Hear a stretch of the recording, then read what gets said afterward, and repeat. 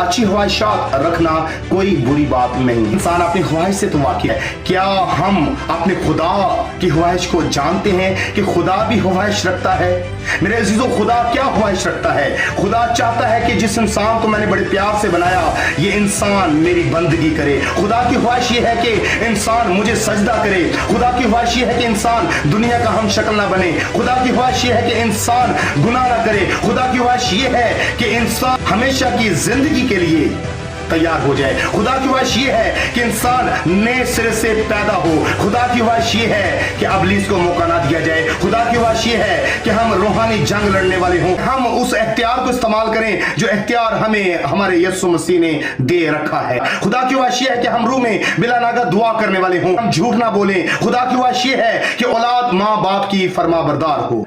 इसी तरह से मेरे जीजो बहुत लंबी चौड़ी लिस्ट है। खुदा भी ख्वाहिश करता है।